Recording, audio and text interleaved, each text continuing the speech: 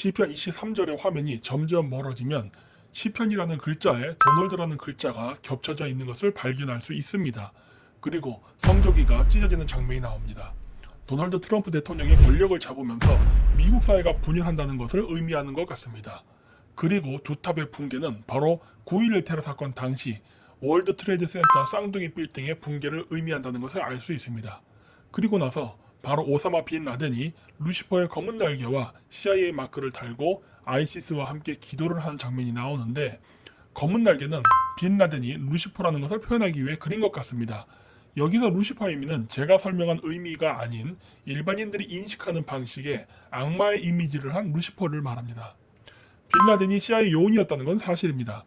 소련이 아프가니스탄을 점령했을 때 미국은 소련과 직접적인 전쟁을 하는 것은 핵전쟁으로 발전할 수 있는 위험성이 있어 중동의 무장단체들을 지원해서 아프가니스탄에서 소련을 상대로 대리전을 치렀습니다. 이때 무자헤딘이 만들어지는데 아이시스의 모태 조직입니다. 빈 라덴도 당시 무자헤딘의 일원으로 아프가니스탄에서 소련군에 대항해 싸웠습니다. 쌍둥이 빌딩 붕괴 이후 시추선이 있는 곳에 번개가 치는 것으로 보아 9.11 테러 이후 미국이 이라크를 침략한 전쟁을 암시하는 장면인 것 같습니다. 그리고 자유여신상 바닥은 원래 국악형별인데 육각형으로 묘사한 것은 유대인들에 의해 만들어진 그림자 정부에 의해 자유가 통제되는 사회가 도래할 것이라는 것을 묘사한 것 같습니다.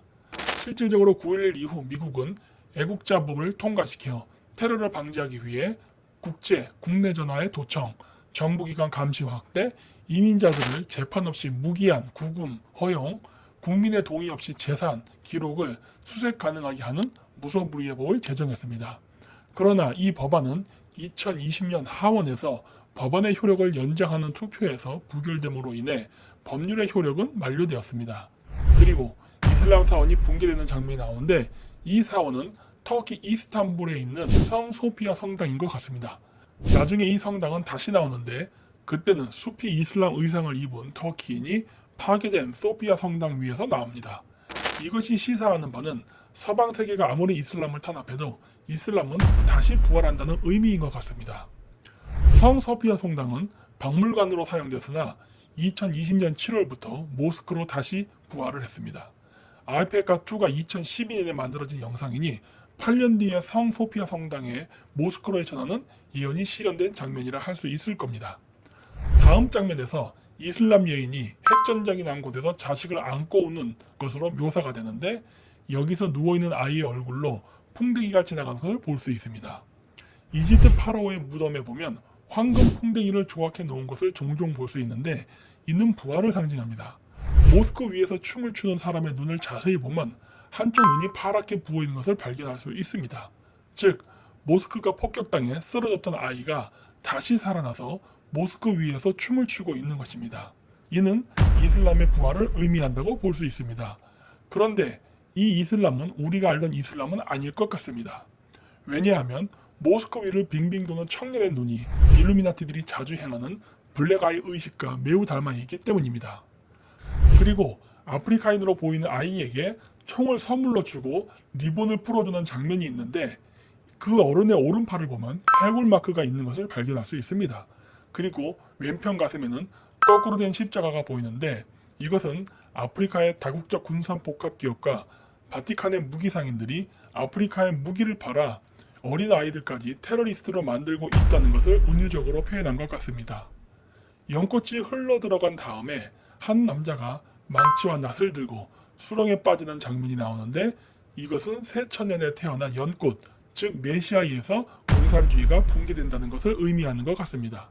그리고 천왕호 광장의 탱크를 저지하는 장면을 연상시키는 장면이 나오는데, 탱크를 저지하는 소녀가 호랑이 모양이 있는 옷을 입고 태극 문양이 있는 땅에서 저항하는 모습을 보고, 한국에서는 주로 중국의 침략을 한국의 박근혜 대통령이 저지하려다 그림자 세력에 의해 실패하고 탄핵이 된 장면이라고 해석하는 사람들이 많은데, 저는 이것을 2019년에서 2020년까지 있었던 홍콩 민주화 시위의 실패로 해석을 합니다.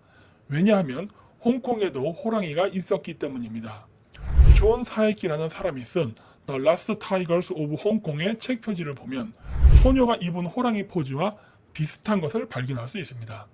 한반도를 호랑이로 표현한 것과는 포즈가 다르다는 게 보이시죠? 그리고 화면에 나온 태극 문양은 태극기의 태극 문양이 아니라 흔히 중국 도교를 표현할 때 나오는 음양 태극 문양입니다. 따라서 한국이 아닌 홍콩이라고 생각합니다.